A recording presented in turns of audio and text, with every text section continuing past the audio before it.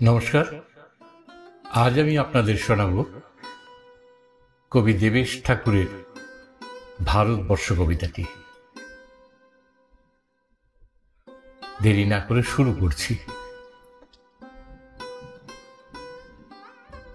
ভারতবর্ষ মানে কোনো আর্ট পেপারে আঁকা জল রঙের মানচিত্র নয়। ভারতবর্ষ মানে শুধু হর্ষবর্ধন কিংবা বাবরের বিজয় বার্তা নয়। ভারতবর্ষ মানে বিজয় সিংহের সিংহল জয়ের ফ্যাসিস্ট গৌরব গাথা নয়। ভারতবর্ষ মানে শুধু মীনাক্ষীপুরম কিংবা জামা মসজিদ নয়। ভারতবর্ষ মানে নেহেরুজির বংশানুবৃত্তি কিংবা জিন্না সাহেবের অলিখিত শ্বেতপত্র নয়। ভারতবর্ষ মানে এক ভালোবাসা,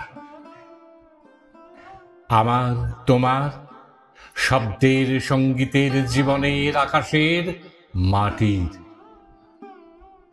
আমাদের প্রাইমারি স্কুলে কলু খাঁ সাহেব সাদা দাড়ি, মাথায় ফেড, ড্রিল করাতেন আমাদের ডান বাঁ ডান বাঁ।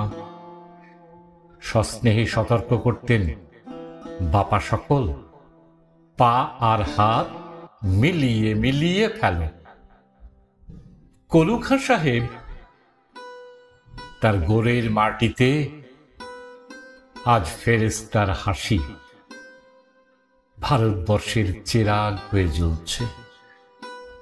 বদ্রমিয়ার হাতের কর্ণিকে শিব মন্দিরের গায়ে কত ফুল কাটা, আর তার জোগাড়ে হয়ে মশলা মাখছে ঈশান বাউল, নিয়ামত শেখ আর গোকুল মাহাতো।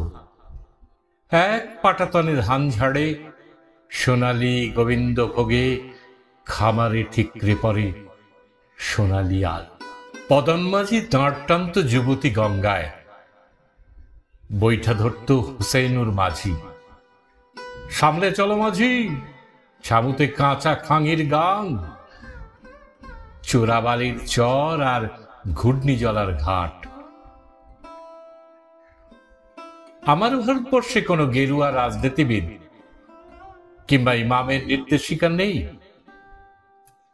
এখানে কোনো সংহিতা হাদিস ছাড়াই কোজাগরি চাঁদের অকৃপণ আলো পড়ে ঈদগার উপর, আর রমজানি চাঁদ তুলসী মঞ্চের গায়ে পূর্ণ আলো দেয়।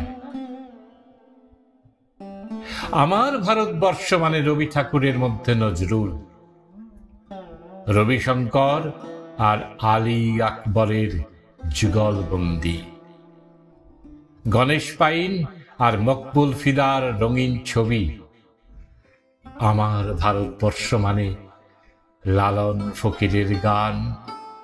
আমার ভারতবর্ষে আমি শুনেছি মোহাম্মদ রফির সঙ্গে লতার ডুয়েট, দেখেছি পাল্লা দিয়ে আজহারের সঙ্গে সচিনের দৌড়, খেলার মাঠের প্রান্তে দাঁড়িয়ে শুনেছি নঈমুদ্দিনের তদারকি চিৎকার, বিজয়ন, আকিল, কুলজিৎ, বাইচুং।